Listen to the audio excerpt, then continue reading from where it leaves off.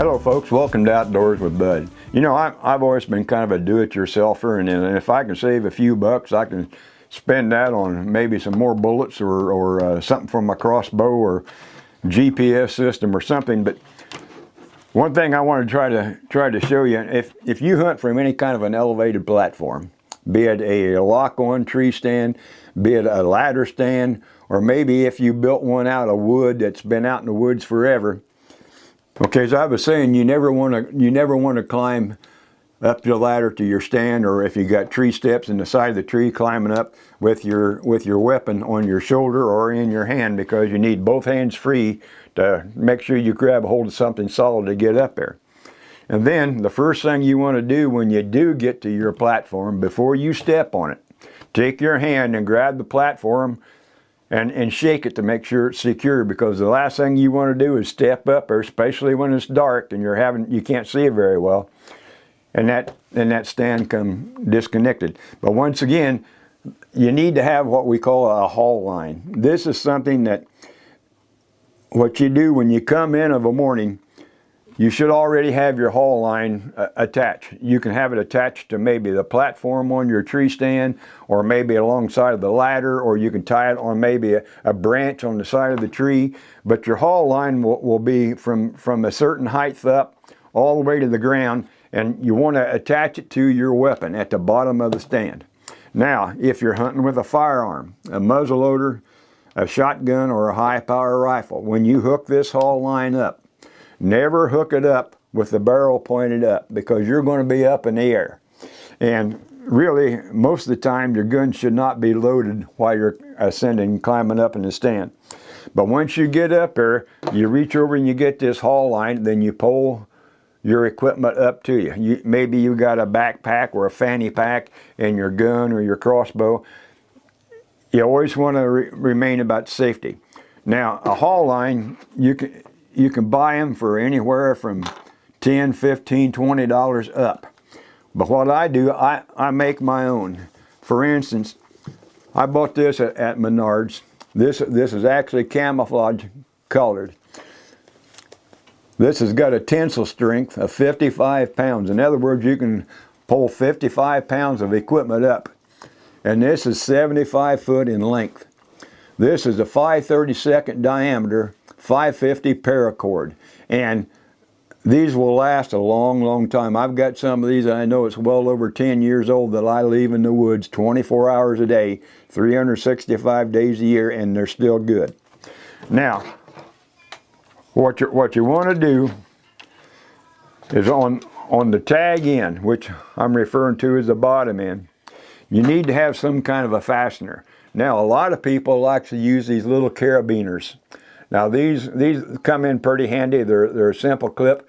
They got a little finger in here, spring loaded. You can just flop this up and down. Now these work good during the first part of the archery season, but as the weather gets colder, this will get harder. This will freeze, and it'll be almost next to impossible to get that to work to attach it.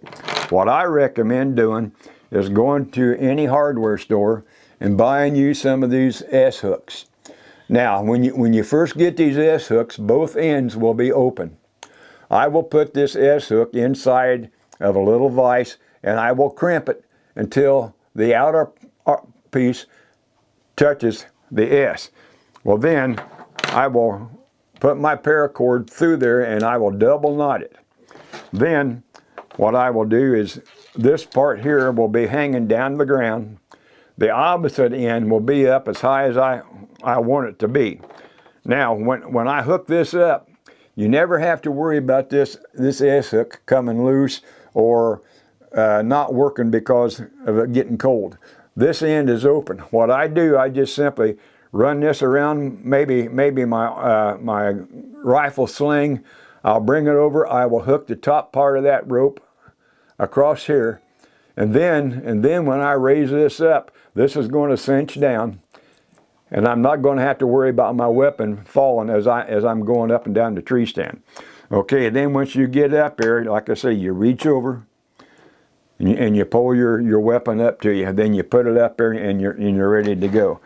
Now you can buy these, for instance, this haul line here I think is about 17 foot long, because most of my stands are anywhere from 15 to 20 foot high off the ground. So this opposite end, I will tie this or either around maybe my platform, maybe I'll tie it around a branch on the tree, anything just to make sure that this is attached up here at the top.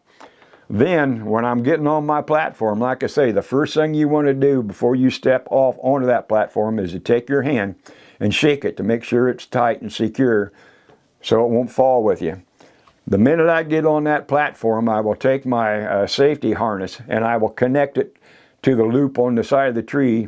That way, like if I'm bending over and I lose my balance, I'm not going to fall out of that tree. But once I'm secured inside of that tree, then I will reach down, I will grab this haul line, and I will start pulling it up. Now, one thing you might want to do, when I'm leaving, the haul line is attached to the top part of the tree or the platform, elevated off the ground. You never want to actually leave your haul line just dangling, because a lot of times if it gets windy, that wind will blow this around and maybe it will go around the tree or go around a bush. Then you're going to have trouble because you got to find the end of it, and you're doing this in the dark.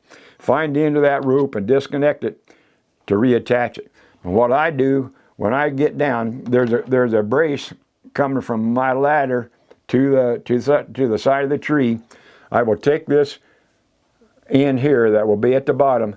I'll wrap this around that bar, because you don't want this hanging down enough to where a deer can smell like where your human hands are. So that's what I would recommend you do. Now you can get these. This is all green. You can buy this stuff in black. You can get it in brown, anything like that. But if you look, this is camouflage, and this does not fade. I mean, like I say, I've got some up there in the woods, I know 10 years or older, and it's still just as crisp and color as this is right here.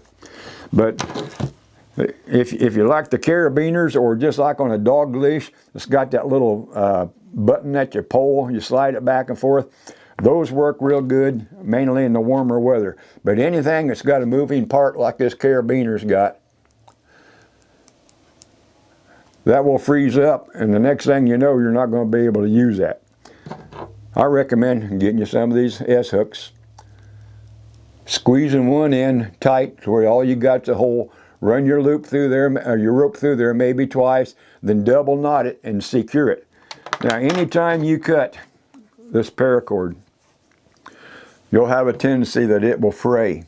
What I do, I will take maybe a match or a cigarette lighter or one of those flicker lighters, and I will heat the end of that, and as you can see, that will harden, and that will prevent that from fraying. But a safety haul line is a must.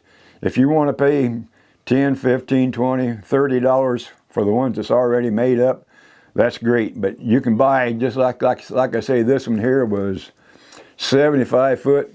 You can easily make 3 or 4 haul lines yourself and have less than maybe $8 or $10 in it.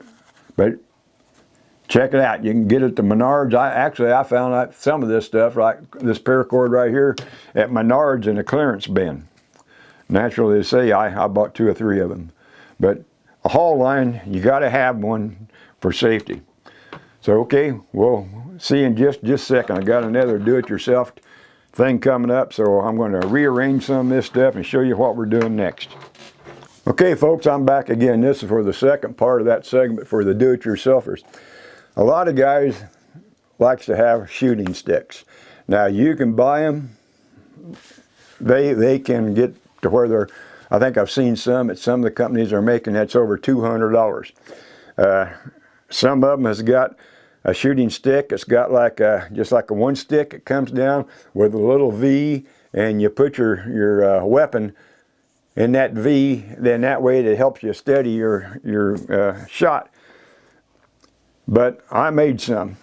Now, depending on whether you want to make a shooting stick for if you're standing up shooting, the sticks will have to be longer.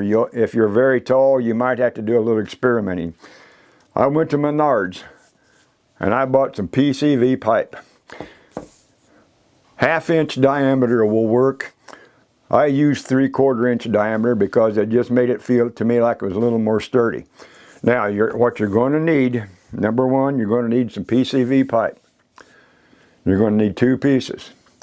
Okay, up here at the top, you're going to need a bolt that's going to be long enough to go through both of these and leave enough space where in the middle you can place a washer, a little spacer, and on the end a lock nut. All right, now I'm going to tell you what that's for. Now I'm using my stick. Now you're noticing this has been camouflaged. I had some camouflage duct tape, and that's what this is. Because sometimes if I'm sitting on the ground, I don't want anything like the sunlight to shine on it and produce a glare. Now on the very ends, I've got a couple of those little plastic like table leg caps. Now, depending on the diameter of your PCV pipe, it depends on what you want up here. But this just kind of gives it a little bit of padding. Now, depending on the height you are when you're sitting on a chair, the height that you want right here, all you do is spread out the bottom of this. The wider you make it, the lower it is. Like if I'm sitting on the ground in front of a tree, or like right now, this may be a little bit too low. If I need to raise it up, all I do is pick it up and actually move these 2 fingers in, and as you can see, this is higher. Now, if you're using a firearm, a muzzleloader, or maybe if you're hunting with a pistol, it's not too critical because you don't have to worry so much about this. The main thing you're worried about is the barrel of that firearm setting through here and being in a comfortable position. Once you got these on the ground, I don't put these tips on the bottom because sometimes that plastic, if you're in the wet grass, will slide. These will actually kind of, on the opposite end, I just got some of that camouflage tape that I've got it covered with. I've got that covering that over, and that digs it into the ground and it helps you.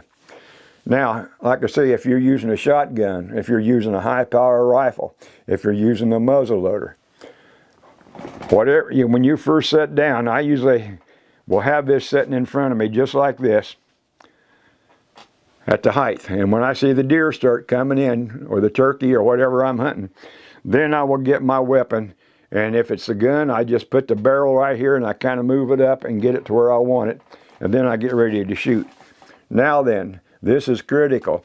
If you're using a crossbow, this distance in here, you got to be extremely careful. And I hope I'm going to be able to show it to you. I'll move it around and show everything. You want to make sure you've got adequate clearance. Okay, up here on the top, you can see this bowstring. All right, if I was to come out here, that bowstring, the top of the shooting stick is actually sticking up to where that bowstring, when I shoot it, it'll deflect the arrow. The bowstring will hit that and it will deflect the shot. What you want to do is find the place. All right, for instance, like right here. This is perfect for me. The sticks are back here, my hand's behind it, the bowstring has got adequate clearance underneath the bottom. I'm going to kind of tip this a little bit, see if I can show you.